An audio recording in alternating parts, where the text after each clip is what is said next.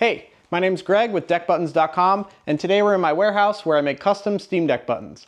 I've got two brand new sets here that I'm ready to launch, and I'm pretty excited because it's something that's never been done before. They're going to take a little bit of effort on your end to make them unique and customize them, and I'll explain that a little bit later, but for now, why don't I just show you what they look like.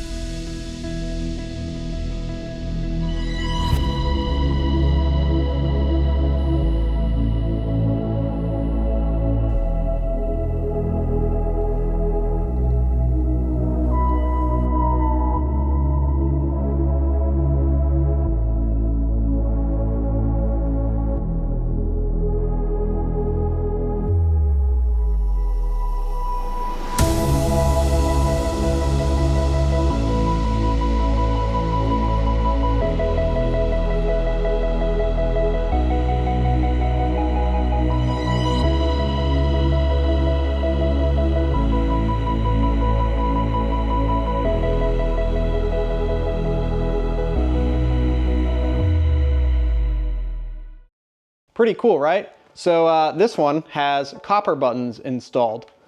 This one has aluminum.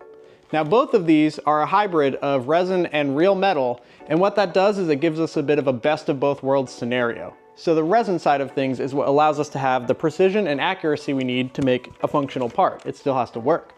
It also allows us to have the ABXY, quick access menu, all the fine details that go into making a button. Now the metal side of things is where this can get pretty interesting.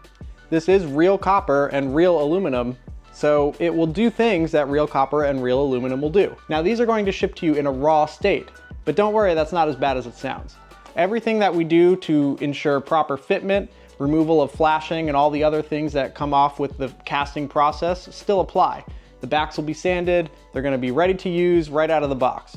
But if you're the kind of person who likes to tweak and customize things, the next part of this video is for you. And hey, a quick disclaimer before we get started. Any sort of modification you do on your end once these arrive is entirely on you.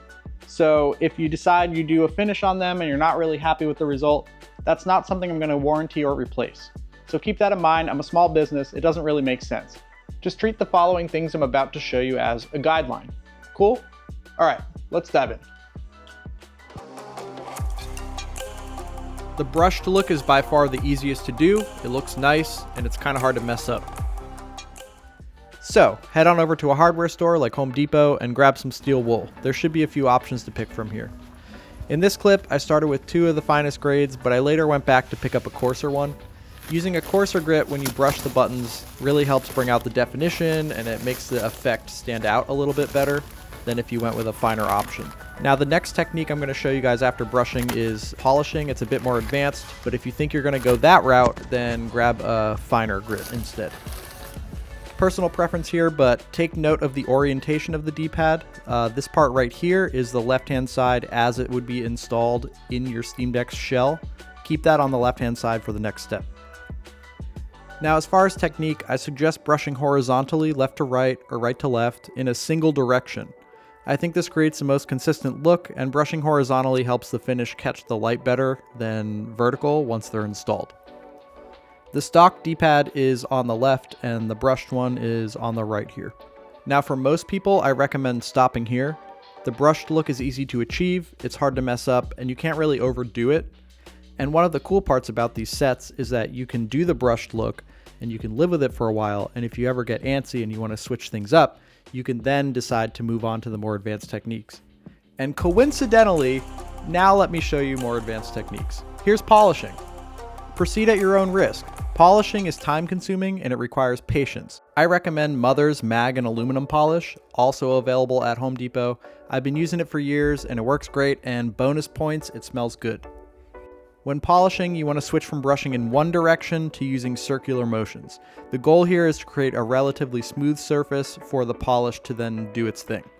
If you used the coarse grit earlier in the brushed step, you're going to need to follow up with a medium grit and then a fine grit after that. The medium grit will help remove the deeper scratches, and then the finer grit will help refine the surface further.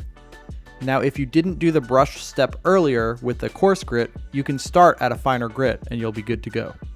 One thing to note is that during the polishing process, you may uncover some subtle details from our manufacturing steps that aren't usually too visible in our standard finish. While the buttons themselves are not 3D printed, the masters used to create the molds are. What this means is you may reveal a layer line or other little details from the original master itself. Since the majority of our manufacturing steps are done by hand, this just kind of comes with the territory. If you do come across something like that, you can try to use steel wool starting with a coarser grit and work your way up through the finer grits, almost like working your way through sandpaper. However, I haven't fully tested that, so proceed at your own risk. The key to polishing is be patient and work slowly, and honestly, if you get sick of it and you want to bail, you can always revert back to the brushed look at any time. Okay, so I was hesitant to put this clip in here, but I'm going to leave it in with a reminder that the buttons are not 100% metal.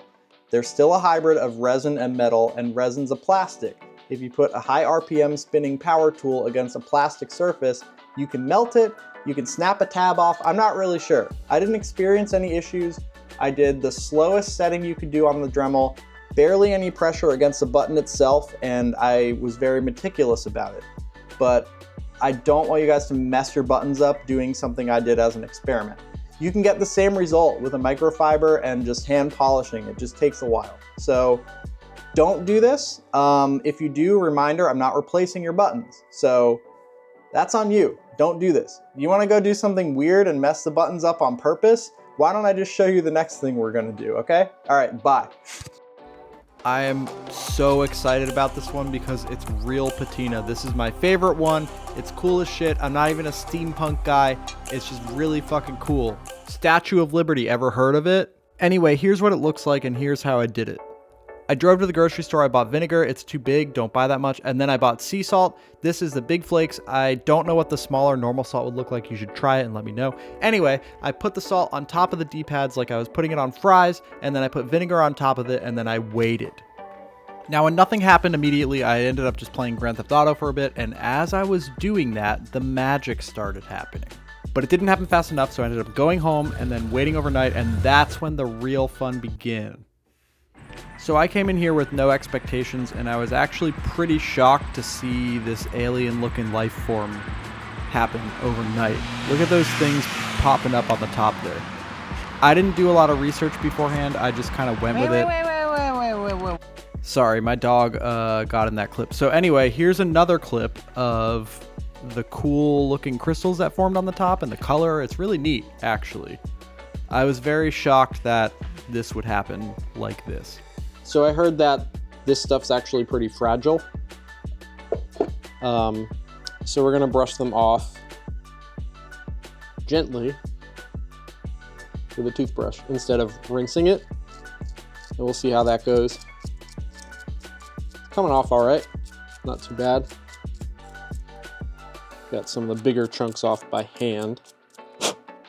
Now, if any of you are more familiar with this, leave a comment and teach us your ways of how to patina copper the right way. Seems like a lot of it has come off. I mean, it's still got green on there, but it definitely seems like a lot of it has come off. I'd be curious what happens if you just rub it with water. Hold on. Actually, it just kind of comes off. I mean, there's some underlying patina as well, but it looks like we got to do more experimenting. Hi, future me here. So you just watched me discover the patina for the first time. What I didn't realize at the time was how fragile it can be. So I wouldn't use water to remove the salt and the vinegar. I would use microfiber.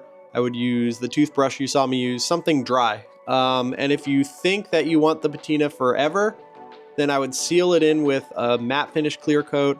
If you're maybe iffy on it, maybe a wax. I'm honestly not sure. So try those two things because it will need to be sealed. As you use it, the patina will rub off. So note that. And as I'm looking at my clips over here, I'm realizing I also did an experiment where I soaked a D-pad in vinegar, like a cup of vinegar and salt, and I did that overnight as well, and it did nothing. So don't do that. And I think, one other thing to note is that if you're buying the buttons specifically because you want a patina, copper will do that, aluminum won't. So don't buy aluminum ones thinking you can do patina. All right, that's all. See ya. Bye. Later. One final thing before we wrap it up is make sure you clean all the edges and the tabs, all of the parts that the button itself needs to function.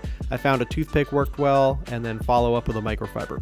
Test everything in the shell before you put it all together and you're good to go. That's it for today, guys. Thank you for watching. Pre-orders are up live now on deckbuttons.com, and I expect for them to start shipping the second week of October. One more thing before we go. I'd like to give this button set away once we hit 1,000 subscribers. This is a pretty important set to me because it's one of the last ones I made before moving out of my basement and into this warehouse you see right here.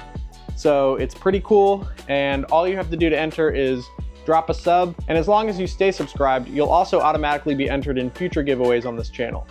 So drop a comment down below for good luck and hope you win. Later.